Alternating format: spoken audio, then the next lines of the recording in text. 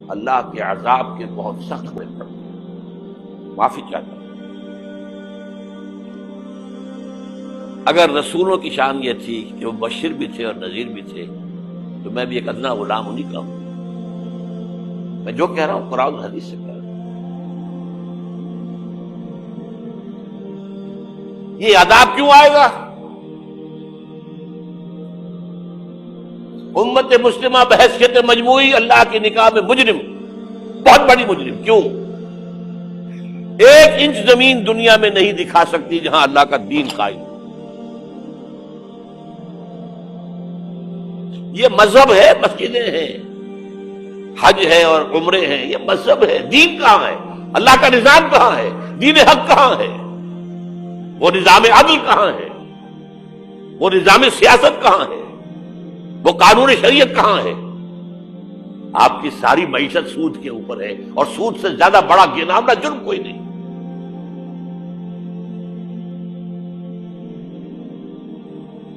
سود سے زیادہ بڑا گھناؤنا گناہ کوئی نہیں، جس کے بارے میں حضور نے فرمایا الربا 70 جزءا یحوبا، 2 حدیثیں ہیں۔ یہ ربا کے 70 حصے ہیں، یہ 70 گناہ ہیں، 70 گناہ ہیں، جن میں چھوٹے بھی ہیں بڑے بھی ہیں، 70 گناہ۔ ایسا رہا ان میں سب سے چھوٹا اس کے مساوی ہے ان ينكح الرجل امہ، کہ کوئی شخص اپنی ماں سے زنا کرے۔ سنن ابی داؤد کی روایت سے سن لیجیے، پڑھ لیجیے۔ سارا نظام آپ کا کہاں ہے؟ تجارت ہو تو اس پر ہے، زراعت ہو تو اس پر ہے، بیج لیا تھا تو سودی قرضے پہ لیا تھا، اس کے بعد جو اس کے لیے کھاد خریدی تھی سودی قرضے پہ خریدی تھی، پیسٹی سائڈز خریدے تھے سودی قرضے پہ خریدے تھے، اس کے بعد اگر کوئی ہارویسٹر لیا ہے، کوئی اور لیا، ٹریکٹر لیا تو سودی قرض۔ سود ہر دانے گندم میں سود ہے۔ کوئی شخص بچا ہوا نہ، میں بچا ہوا نہ بچے ہوا، کوئی بچا ہوا۔ سارا کاروبار، ساری سمت و حرفت، ساری حکومت، پوری حکومت، پوری قوم سود کے اندر جکڑی ہوئی۔ ایک ایک شخص۔ کہاں ہے اسلام؟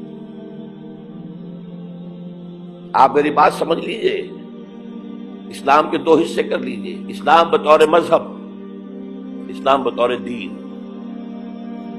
اور یہ تو آپ قرآن پڑھتے ہیں، پورے قرآن میں مذہب کا لفظ تو آیا ہی نہیں ہے۔ حدیث کے ذخیرے میں بھی میری امکان، میرے معلومات کے حد تک کہیں نہیں ہے۔ یہ مذہب تو ہمارے یہاں استعمال ہوتا تھا فقہوں کے لیے، مذہب حنفی، مذہب مالکی، مذہب شافعی، مذہب حنبلی، اب ایک مذہب سلفی اہل حدیث حضرات کا ہو گیا ہے، مذہب ظاہری، مذہب جعفری، یہ فقہوں کے لیے تھا۔ مذہب کیا ہے؟ مذہب کا نام 3 چیزوں کا مجموعہ مذہب ہے، کچھ عقائد، کچھ عبادات، کچھ رسومات۔ بچہ پیدا ہوگا تو کیا کریں گے؟ عقیقہ کریں گے۔ کوئی فوت ہوگا تو کیا کریں گے؟ جنازہ پڑھائیں گے، کفن دفن کریں گے۔ شادی ہوگی تو کیا کریں گے؟ ایجاب و قبول ہوگا، ولیمہ ہوگا۔ یہ رسومات ہے۔ دین یہ نہیں ہے، دین ہے اللہ کا دین، اللہ کا نظام، اللہ کا قانون۔ وَمَن لَّمْ يَحْكُم بِمَا أَنزَلَ اللَّهُ فَأُولَٰئِكَ هُمُ الْكَافِرُونَ، جو اللہ کی اتاری ہوئی شریعت کے مطابق فیصلے نہ کرے وہی تو کافر ہے۔ میں اور آپ کون ہیں؟ برا نہ مانیے۔ فیس دی فیکٹس۔ اور یہ فتویٰ کس کا ہے؟ اللہ کا ہے۔ وَمَن لَّمْ يَحْكُم بِمَا أَنزَلَ اللَّهُ فَأُولَٰئِكَ هُمُ الْكَافِرُونَ وَمَن لَّمْ يَحْكُم بِمَا أَنزَلَ اللَّهُ فَأُولَٰئِكَ هُمُ الظَّالِمُونَ وَمَن لَّمْ يَحْكُم بِمَا أَنزَلَ اللَّهُ فَأُولَٰئِكَ هُمُ الْفَاسِقُونَ۔ 3 فتوے ہیں اس مفتی اعظم کے، جو ہماری اتاری ہوئی شریعت کے مطابق فیصلے نہیں کرتے، وہی تو کافر ہیں، وہی تو مشرک ہیں، وہی تو فاسق ناہنجار ہیں، باغی۔ یہ ہے امت مسلمہ کا حال۔ اب سعودی عرب ذرا پیچھے پیچھے چل رہا تھا، اب آگے بڑھ رہا ہے۔ امریکہ کے غلام بکے ہوئے، سولڈ۔ جو میں نے کیا بات کہی ہے نوٹ کر لیجئے، ہم بحیثیت مجموعی اللہ کے مجرم ہیں، باغی ہیں۔ کیوں؟ ہم نے کلونیلزم سے آزاد ہونے کے بعد جب تک انگریز تھا ہم کہتے تھے ہم کیا کریں، ہم تو مجبور ہیں۔ کہیں فرانسیسیوں کی حکومت تھی، کہیں ولندیزیوں کی تھی، کہیں ہسپانویوں کی تھی، کہیں اطالویوں کی تھی، کیا کریں؟ جب وہ سارا پردہ ہٹا دیا، کسی ملک نے قرآن کو اپنا امام نہیں بنایا، اللہ کی طرف رخ نہیں کیا۔ یہ جو ہماری کوئی 150 ارب، ان کا تجزیہ کر لیجئے، 30 کروڑ کے قریب عرب ہیں، یہ امیین جن کا حضور نے کہا تھا تمہاری طرف خاص طور پر بھیجا گیا، انی لرسول اللہ علیکم خاصۃ۔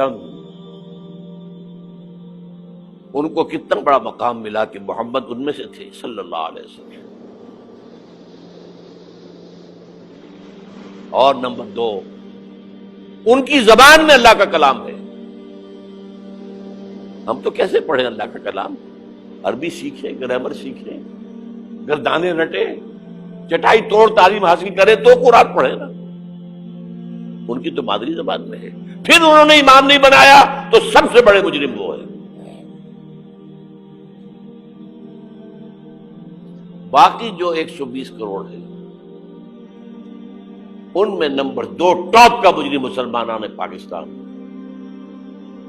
وائی تم نے ایک ملک کی تقسیم کرائی، ہم سے دعائیں کی تھی کہ اللہ انگریز کی غلامی سے نکال کر ہمیں ہندو کی غلامی محمد دے دے، اے اللہ ہمیں ایک آزاد ملک دے دے، علیحدہ ملک دے دے، اللہ تیرے دین کا بول بالا کریں گے، تیرے دین کے نمونہ دکھائیں گے دنیا کو۔ یہ علامہ اقبال کا خواب تھا جو 1930 میں انہوں نے دیکھا تھا۔ ایک تو یہ کہ ہندوستان کے شمال مغرب میں ایک آزاد اسلامی ریاست قائم ہوگی، آزاد مسلمان ریاست۔ وہ تو 17 سال کے بعد ہو گئی، 37 کا خطبہ تھا، 47 میں قائم ہو گئی۔ دوسرے یہ کہ اگر ایسا ہو گیا تو ہمیں موقع مل جائے گا کہ اسلام کے چہرے پر جو داغ دھبے عرب ملوکیت، عرب امپیریلزم، شہنشاہیت کے دور میں آ گئے تھے، اب دنیا تو دیکھتی ہے نا بنو امیہ کا دور کیسا تھا۔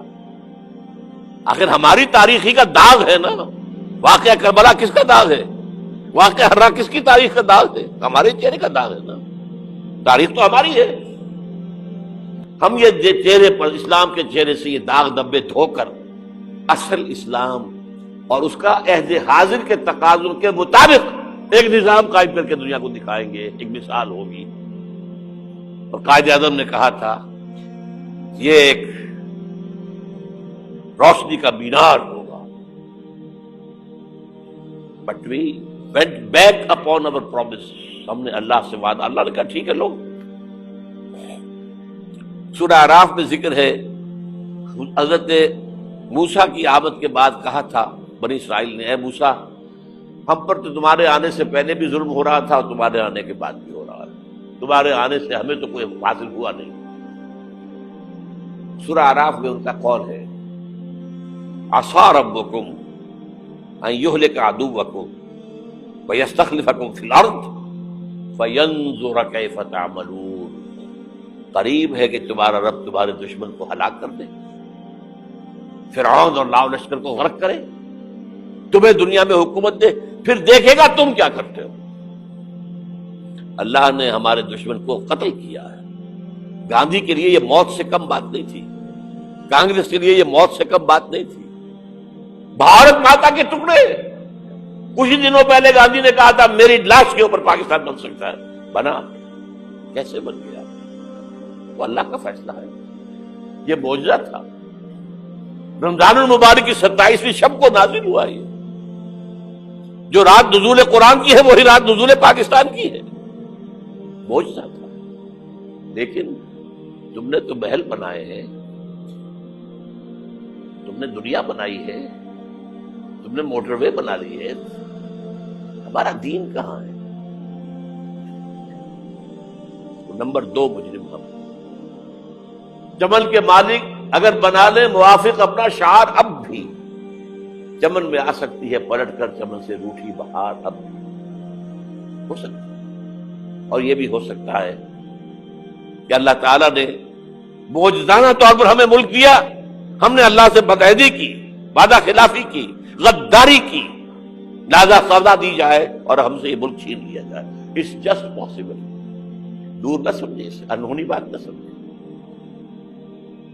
جو گھیراؤ ہو رہا ہے